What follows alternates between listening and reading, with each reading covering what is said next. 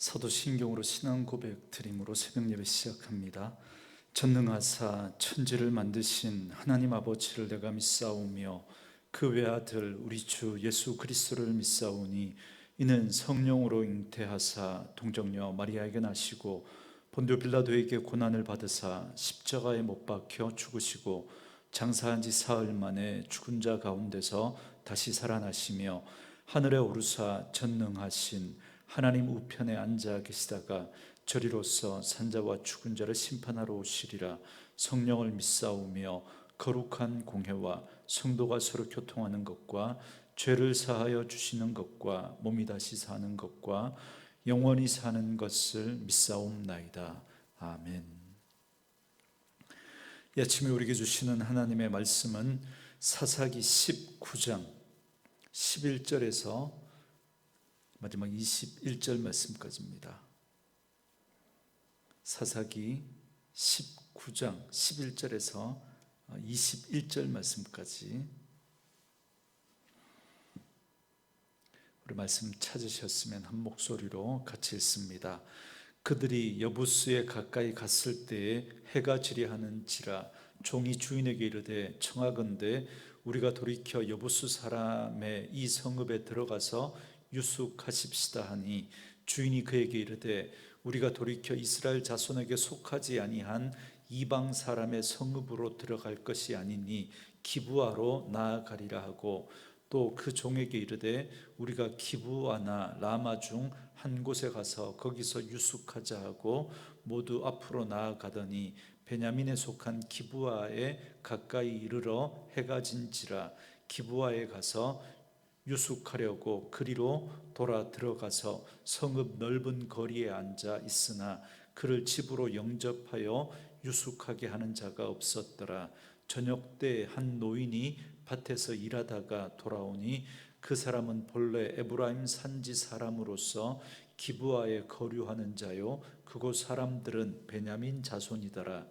노인이 눈을 들어 성읍 넓은 거리에 나그네가 있는 것을 본지라 노인이 묻되 그대는 어디로 가며 어디서 왔느냐 하니 그가 그에게 이르되 우리는 유다 베들레헴에서 에브라임 산지 구석으로 가나이다. 나는 그곳 사람으로서 유다 베들레헴에 갔다가 이제 여호와의 집으로 가는 중인데 나를 자기 집으로 영접하는 사람이 없나이다. 우리에게는 나귀들에게 먹일 집과 여물이 있고 나와 당신의 여종과 당신의 종인 우리들과 함께한 청년에게 먹을 양식과 포도주가 있어 무엇이든지 부족함이 없나이다 하는지라. 그 노인이 이르되 그대는 안심하라. 그대의 쓸 것은 모두 내가 담당할 것이니 그에게는 유숙하지 말라 하고 그를 데리고 자기 집에 들어가서 나귀에게 먹이니 그들이 발을 씻고 먹고 마시니라. 아멘. 오늘은 함께 읽으신 사사기 19장 11절에서 21절 말씀을 중심으로 냉대와 환대라는 제목의 말씀으로 잠시 은혜를 나누겠습니다. 사사기 결론 부분의 두 번째 이야기를 계속해서 살펴가도록 하겠습니다. 어제 말씀은 에브라임 산지에서 거류하는 레위인이 첩을 데리러 베들레헴에 있는 처갓집에 갔다가 닷새를 머문 후에 오후 늦게 출발하는 바람에 에브라임에 있는 실로에까지 도착하기도 전에 예루살렘 근처에서 밤을 맞이하게 됩니다. 그래서 그곳에서 하룻밤을 보내게 되었다라는 이야기까지 살펴봤습니다. 오늘 본문은 그 이후에 일어난 일입니다. 11절 말씀에 보면 레위인의 종이 여부스에 머무르자고 제안을 합니다. 여부스는 가나안 족속 가운데 한 족속의 이름이기도 하면서 동시에 지명의 이름이기도 합니다. 다윗이 통일 왕국을 이루고 난 다음에 여부스 성을 함락하고 그곳을 수도로 정하고 이름을 예루살렘으로 바꿉니다. 그런데 본래 이곳은 베냐민 지파가 기업으로 분배받은 그런 땅이었습니다. 그런데 베냐민은 이곳을 점령하지 못했습니다. 왜냐하면 예루살렘은 그야말로 난공불락의 천연 요새였기 때문에. 그래서 이스라엘 백성들이 가나안을 점령했지만 그럼에도 불구하고 일부 예루살렘처럼 이런 곳에 가나안 족속들이 남아서 그렇게 있었던 거죠. 그래서 사사 시대 내내 이 여부수 성은 이 가나안 이 여부수 족속이 그 성을 차지하고 있었고, 이 다윗이 왕이 되고 난 다음에 나라를 통일하고 그때 이 여부수 성을 함락하고 수도를 이곳으로 옮기고 예루살렘으로 바꾸게 됩니다. 그러니까 그때까지 이 여부수 성은 예루살렘이 아니라 여부수 족속이 그대로 차지하면서 여부수 성으로 그렇게 남아 있었던 거죠. 그렇기 때문에 사사 시대의 예루살렘은 여부수 족속이 사는 이방 성읍이었던 겁니다. 그렇기 때문에 이 종의 제안에 레위인은 이렇게 대답을 합니다. 12절 말씀에 주인이 그에게 이르되 우리가 돌이켜 이스라엘 자손에게 속하지 아니한 이방 사람의 성읍으로 들어갈 것이 아니니 기브아로 나아가리라 하고 그럽니다.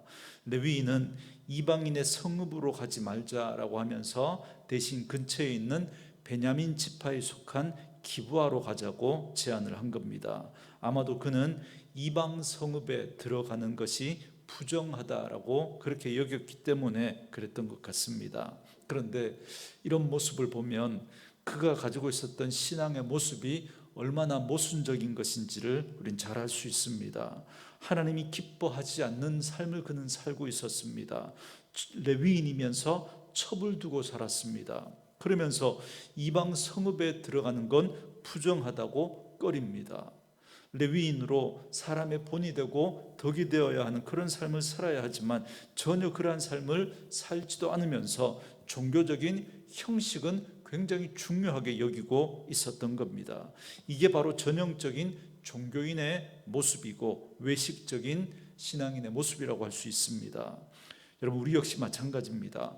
우리가 하나님과 바른 관계를 맺고 살아가는 참된 신앙의 그런 모습이 아니면 여러분, 우리는 종교인의 모습으로 전락하기가 쉽습니다. 이런 외식적인 유혹에 쉽게 빠져버립니다. 자신의 개인적인 삶은 하나님의 말씀과 전혀 상관없이 살면서도 종교적인 형식과 외식은 굉장히 강조하고 중요하게 여기면서 살아가게 되는 거죠. 그래서 예수님께서도 이런 이스라엘 백성들의 종교적이고 형식적인 그들의 잘못된 신앙의 모습에 대해서 고르반을 가지고 말씀하셨지 않습니까? 여러분, 고르반이라고 하는 이 뜻이 뭐냐면 하나님께 드림이 되었다라는 뜻입니다. 이게 무슨 말이냐면 자식이 부모를 공양해야 하는데, 그런데 부모에게 공양할 걸 가지고 하나님께 드렸다라고 하면서 부모를 공양하지 않아도 된다는 겁니다. 그러니까 성가신 부모 이렇게 섬기는 것보다 그 돈으로 또 하나님 섬긴다라고 하면서 어떻게 헌금을 하고 하면 사람들이 더 알아줄 것 아닙니까? 그러면서 고르반이라고 해서 하나님께 드렸다고 하면서 부모는 제대로 돌보지 않았다는 거죠. 쉽게 말하면 마땅히 자식이 부모에게 행해야 할 그 인간적인 도리를 다하지 않아도 예배만 잘 드리고 헌금만 잘 드리면 된다라고 하는 그런 식이었던 겁니다. 이게 바로 전형적인 종교인의 모습입니다. 참된 신앙인이라면 단순히 외형만 중시하고 형식만, 의식만 그렇게 잘 지키는 게 아니라 그의 삶이 변해야 합니다. 그의 인격이 변해야 되고 그의 삶이 하나님의 백성다운 삶의 모습으로 드러나야 하는 거죠. 하나님께서 부모를 공격하지 않으면서 하나님을 섬기는 건 이건 말이 되지 않는다고 분명히 말씀하셨지 않습니까? 그렇기 때문에 부모를 잘 공양하면서 그 삶의 모습을 가지고 하나님을 섬겨야 하는데 이런 모순적인 모습들이 있었던 거죠. 그렇기 때문에 오늘 이 레위인이 여부수에 머물지 말자라고 하는 이 말도 그 당시 종교인들의 그 전형적인 형태를 잘 보여주고 있는 것입니다. 그래서 그들은 여부수를 지나 기브아에 이르게 됩니다. 이방족 속에 있는 건 부정하다는 겁니다. 자기의 삶은 너무나 부정하면서 그래서 기브아로 가게 되는데 이 기브아는 베냐민 지파에 속한 성읍입니다. 그런데 15절에 보시면 그들이 찾아간 이 베냐민의 기브아 사람들은 거리에 앉아있는 그들의 일행을 아무도 영접하지 않았다 그럽니다. 여러분, 이건 역시도 그 기브아가 얼마나 영적으로 타락했는지를 아주 잘 보여주고 있는 것입니다. 그들은 이방 성읍인 여부스를 뒤로하고 일부러 동족의 성읍인 기브아까지 찾아왔는데, 그런데 누구도 그를 맞아주는 사람이 없는 겁니다. 여러분, 이스라엘 백성들은 어려움에 처한 사람이나 특별히 나그네는 무조건 도와줘야 됩니다. 이방인이라고 할지라도 나그네는 무조건 그들의 필요를 공급해주고 도와줘야 했던 겁니다. 이건 하나님의 백성으로서의 의무입니다. 왜냐하면 하나님께서 모세를 통해서 이스라엘 백성들에게 율법을 주실 때 이렇게 율법 가운데 말씀하셨습니다. 출애굽기 22장 21절 말씀에 보면 너는 이방 나그네를 압제하지 말며 그들을 학대하지 말라. 너희도 애굽 땅에서 나그네이었음이라, 그렇게 말합니다. 하나님께서는 이스라엘 백성들에게 같은 동족이 아닌 이방인이라고 할지라도 그들이 그 나그네를 돌보아 주라고 말합니다. 그들을 신체적으로나 정서적으로나 학대하거나 고통받게 하지 말라, 그렇게 이야기합니다. 왜냐하면 이스라엘 백성들도 이방 나그네였었기 때문에 그렇습니다. 그들은 애굽에서 이방 나그네로서의 삶을 살았지 않습니까? 그런데 하나님께서 그들을 구원해 내셨던 겁니다. 그렇기 때문에 나그네의 심정을 누구보다 잘 알고 있는 이들이 바로 이스라엘 백성들인 거죠. 그럴 뿐만 아니라 하나님께서 그런 이스라엘 백성들에게 자신들과 같은 처지라고 할 수 있는 그런 나그네를 잘 돌봐주고 살펴주라고 말씀하고 있는 것입니다. 그래서 이런 풍습 때문에 지금도 중동에 있는 구약의 율법의 그 문화권에 있는 그런 나라에 가면 낯선 외국인들을 아주 이렇게 정성껏 잘 대접하고 환영하는 그런 모습들을 우리가 보지 않습니까? 그런데 기브아의 넓은 거리에, 그러니까 많은 사람들이 다니는 그 길에 레위인의 그 일행이 앉아 있는데도, 도움을 구하고 있는데도 아무도 이들을 돌아보지 않았다는 겁니다.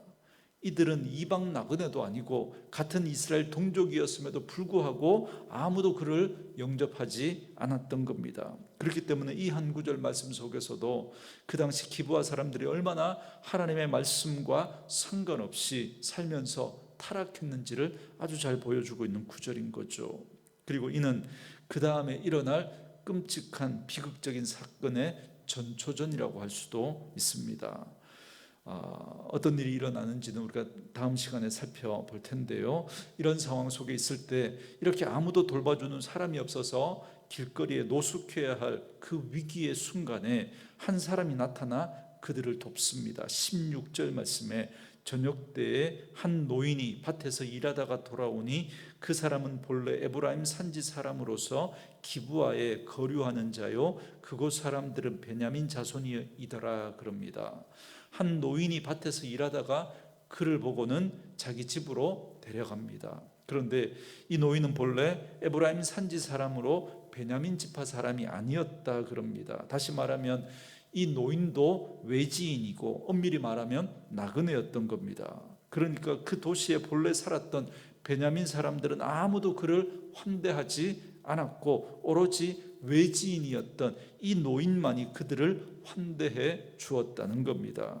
17절 말씀에 보면 노인은 레위인에게 이렇게 묻습니다. 그대는 어디로 가며 어디서 왔느냐, 그럽니다. 여러분, 이 질문에 대한 레위인의 대답이 어찌 보면 오늘 본문에서 이 레위인의 영적인 상태를 아주 잘 보여주는 핵심적인 구절이라고 할 수 있습니다. 여러분 보세요. 레위인이 뭐라고 대답합니까? 18절 말씀에 그가 그에게 이르되 우리는 유다 베들레헴에서 에브라임 산지 구석으로 가나이다. 나는 그곳 사람으로서 유다 베들레헴에 갔다가 이제 여호와의 집으로 가는 중인데 나를 자기 집으로 영접하는 사람이 없나이다, 그럽니다. 여기서 중요한 표현은 여호와의 집으로 간다라고 하는 이 표현입니다. 이 말은 어제도 말씀을 드렸던 것처럼 이 레위인이 지금 실로에 있는 성소에서 직무를 담당하고 있었다라는 걸 보여주고 있는 구절입니다. 그러니까 성소에서 제사와 관련된 그 직무를 담당하는 레위인이면서도 첩을 두고 있었고, 그렇게 성소에서 직무를 담당하다가 첩을 찾으러 베들레헴까지 갔던 겁니다. 이렇게 형편없는 삶을 살고 있는 모습이 바로 그 당시 종교 지도자들의 모습이었던 거죠. 그러니 일반 백성들은 어땠겠습니까? 이게 왕이 없는 사사시대의 영적인 그들의 실태였습니다. 그리고 잘 보세요. 레위인인데 첩을 두고 살았습니다. 그런데 그 첩도 또 다른 남자와 바람이 나서 음행을 저지릅니다. 그런데 그 첩을 데리고 오기 위해서 처갓집에 갔다가 5일 동안 정신없이 머물면서 먹고 마시고 즐기다가 자신이 제사의 직무를 맡고 있다는 걸 깜빡하고 잊어버렸던 겁니다. 그러다가 정신이 번쩍 들어서 급하게 돌아갑니다. 그러면서 돌아가는 길에 이방인의 성읍은 싫다는 거죠. 그래서 베냐민 지파의 땅 기브아에 들어가게 됩니다. 그래서 겨우 한 노인의 영접으로 그 집에 들어가서 하룻밤을 머물게 되는데, 거기서 자기를 소개하면서 나는 여호와의 집으로 가는 중이다, 이렇게 말하고 있는 겁니다. 여러분 잘 보세요. 뭐만 남아 있습니까? 형식만 남아 있는 거죠. 형식만. 하나님의 종으로서 살아내야 할 그 하나님의 나라의 거룩, 그 하나님의 백성으로서의 그 거룩은 온데간데 없고, 그런데도 그냥 형식만 남아 있는 거예요. 이방인의 땅은 싫다는 겁니다. 그러고도 여호와의 집으로 간다는 겁니다. 이처럼 외식과 허영과 위선만 남아있는 모습을 아주 잘 보여주고 있는 것입니다. 그러므로 사랑하는 성도 여러분, 거룩한 삶이 없는 종교가 얼마나 허영이고 위선인지를 다시 한번 우리 깊이 생각해 보셔야 됩니다. 하나님의 백성으로서의 삶, 하나님께서 우리에게 말씀하신 이 말씀을 가지고 씨름하며 살아가는 그 삶이 없이 우리가 그냥 예배하고 기도하고 찬양하고 종교적인 그런 행위를 하는 것이 얼마나 의미 없는 것인지를 여러분 깊이 생각해 보셔야 됩니다. 그래서 오늘도 오늘 말씀을 통해서 우리는 종교적인 외식과 허영과 위선에 쌓여있는 이 레인의 모습과 하나님의 말씀을 외면한 채 나그네를 돌아보지 않는 이 기브아 사람들의 이 모습들을 통해서 얼마나 이스라엘 백성들이 영적으로 어두워져 있는지, 여러분 그것이 또 얼마나 불신앙을 또 이 비극적인 일을 초래하는지를 여러분 돌아보셔야 됩니다. 오늘 우리의 모습 속에 그런 모습은 없는지 돌아볼 수 있기를 바랍니다. 그런데 이런 그들과는 달리 이 레위인을 영접한 한 노인의 모습을 우리는 또한 봅니다. 그는 기브아에 거류하고 있는 에브라임 사람입니다. 다시 말하면 그도 역시 나그네입니다. 그런데 나그네가 나그네를 돌아보아주고 영접하고 있는 겁니다. 20절에 보면 그 노인은 레위인의 그 일행을 향해서 안심하라 그럽니다. 이는 샬롬이라는 이 말입니다.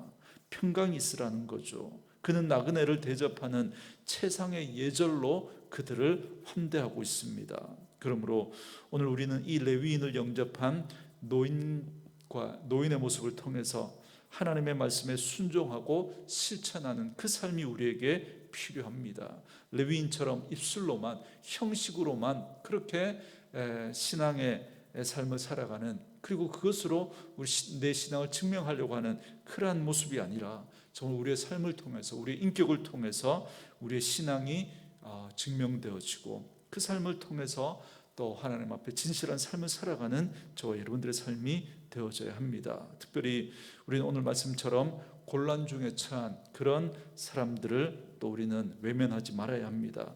우리는 이 땅에 나그네 된 자로서 나그네를 영접하는 그 삶을 살아야 합니다. 히브리서 13장 2절 말씀은 손님 대접하기를 잊지 말라, 이로써 부지 중에 천사들을 대접한 이들이 있었느니라 라고 하면서 롯의 예를 들어서 말해주고 있습니다. 이처럼 나그네를 영접하는 일은 하나님께서 명령하신 겁니다. 그러므로 우리는 나그네와 같이 곤란에 처한 사람들을 또 기억하고 그들을 돕고 그들을 위해서 또 우리가 베풀 수 있는 또한 선을 베풀 수 있어야 됩니다. 특별히 오늘 또 이 말씀을 우리가 우리 공동체 가운데 적용할 때 특별히 여러분 우리 교회에 등록한 새 가족들을 위해서 여러분 기도하시고 환대해 주셔야 합니다. 여러분 여러 가지 사정으로 또 교회를 옮기고 그런 과정 속에 공동체 안에 뿌리 내리는 것이 쉽지 않습니다.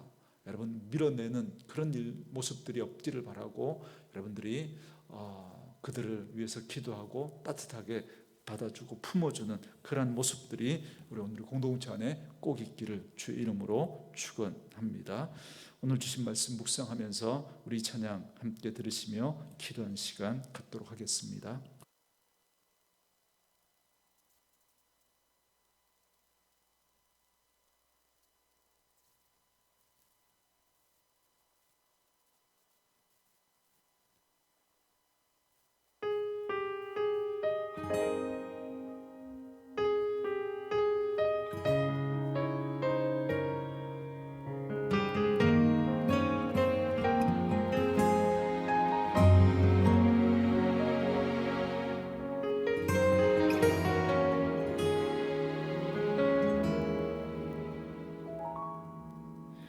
주님, 제 마음이 너무 둔해서 주님을 볼 수 없습니다.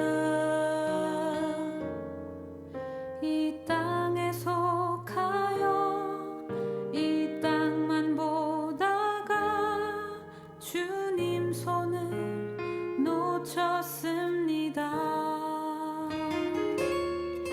나는 나그네로 왔는데 왜 주저앉게 되었나. 나는 청지기인데 언제부터 내 삶의 주인이 되어버렸나.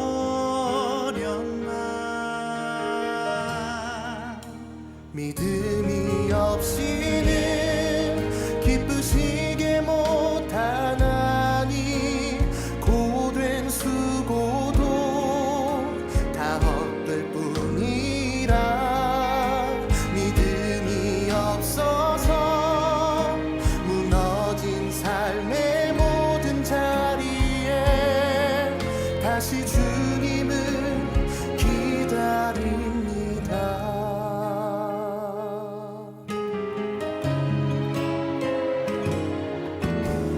주님, 제 마음이 너무 둔해서 주님을 볼 수 없습니다.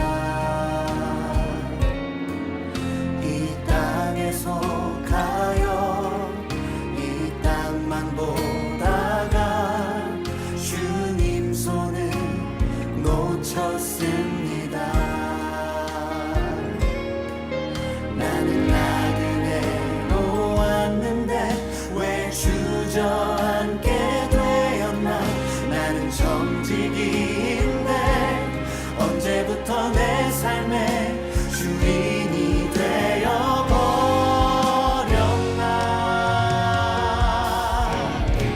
믿음이 없이는 기쁘시게 못하나니 고된 수고도 다 헛될 뿐이라. 믿음이 없어서 무너진 삶의 모든 자리에 다시 주님을 기다립니다. 믿음이 없이는 기쁘시게 못하나니 주를 찾는 자 반드시 만나리. 믿음이 없어서 무너진 삶의 모든 자리에 다시 주님을 기다립니다. 다시 주님을 기다립니다. 다시 주님을